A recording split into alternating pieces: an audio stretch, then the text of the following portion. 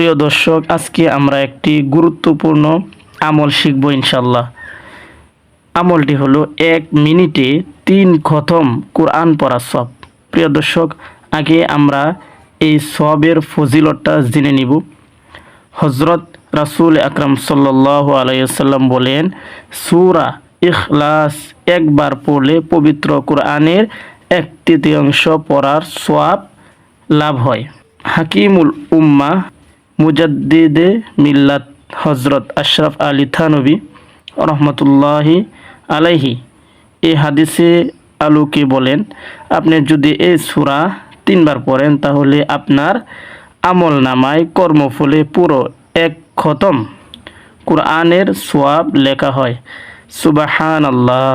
আমরা 1 খতম কোরআনের সওয়াবের ফজিলতের এই সূরাটা আমরা সকলেই পড়ব ইনশাআল্লাহ। সকলের সাথে সাথে পড়ব। কুল হুয়াল্লাহু আহাদ আল্লাহুস সামাদ লাম ইয়ালিদ ওয়া লাম ইউলাদ ওয়া লাম ইয়াকুল লাহু কুফুয়ান আহাদ। আবার পড়ি, কুল হুয়াল্লাহু আহাদ আল্লাহুস সামাদ লাম ইয়ালিদ ওয়া লাম ইউলাদ ওয়া লাম ইয়াকুল লাহু কুফুয়ান আহাদ।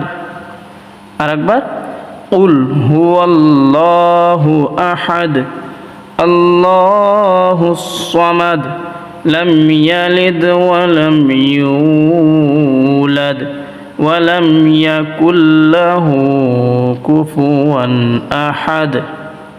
মাশাআল্লাহ, জাযাকাল্লাহ। প্রিয় দর্শক, যারা আমরা 3 বার এই সূরাটা একসাথে আদায় করব ইনশাআল্লাহ, আমাদের একটি কোরআন খতমের সওয়াব হবে। আমরা সকলেই বলি সুবহানাল্লাহ।